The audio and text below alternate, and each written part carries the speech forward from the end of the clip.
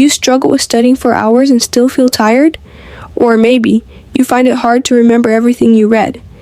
Want to know how to stay calm and learn faster? Well, this video has all the answers you've been looking for. So, take a deep breath, relax, and let's dive in. Inshallah, by the end of this, you'll feel more confident and equipped to study smarter, not harder. Meet Ubaid, a hard-working student, but lately he's drowning in stress. Exams are coming up, and no matter how much he studies, he feels like he forgets everything. Sound familiar? His heartbeat gets louder as he imagines an exam hall, staring at his paper, but his mind is completely blank. His mom knocks on the door, reminding him to sleep. He hesitates, but sighs. Put your trust in Allah, son. He sees your hard work. Just do your best. He forces a smile, but inside, he's still overwhelmed. The problem. Why do students forget what they study? Ubaid's problem isn't unique. A lot of students go through the same thing. You study, you revise, but when the exam starts, your mind goes blank. Why does this happen? The biggest mistake a lot of students make is reading their notes over and over again. That's called passive learning. It feels like studying, but in reality, it doesn't actually help you remember anything when it matters the most. The solution? Study smarter, not harder. Number 1. Active recall. The best study.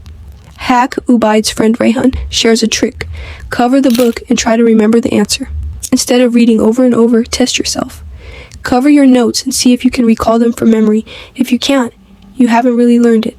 Think of it like learning to ride a bike. You can watch videos or read about it, but until you actually get on the bike and practice, you won't really learn. Active recall works the same way. Number 2. Simulating exam.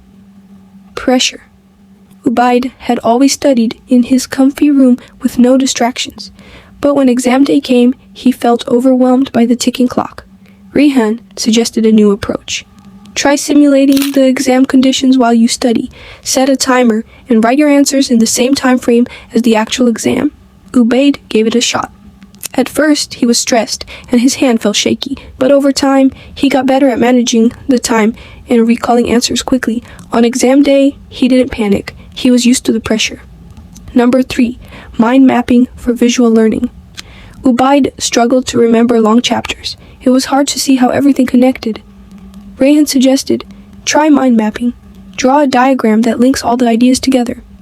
Ubaid started with a main topic in the center, then branched out with subtopics and added smaller details. He saw the relationships between ideas, and everything started to make sense. For example, when studying biology, he made a mind map about plants with branches like roots, stems, leaves, and photosynthesis. Mind maps activate both sides of the brain, helping you understand and remember complex information better. Number 4. Teaching to learn.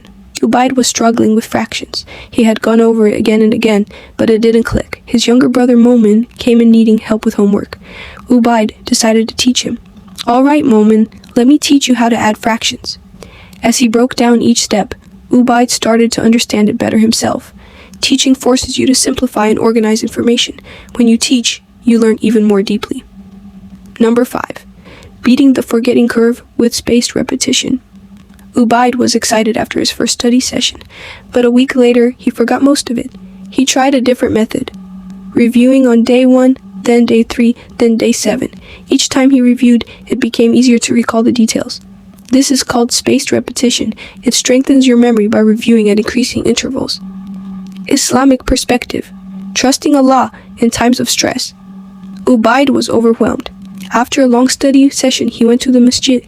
He sat quietly, made dua, and found peace. He remembered the Prophet Muhammad, peace be upon him, said, tie your camel and trust in Allah. This meant, do your best, then leave the rest to Allah. That gave Ubaid comfort, because effort is what matters most, not just the grade. Bonus. Tips for smarter studying. Number 6. The Pomodoro technique. Study without getting tired. Ubaid was burning out.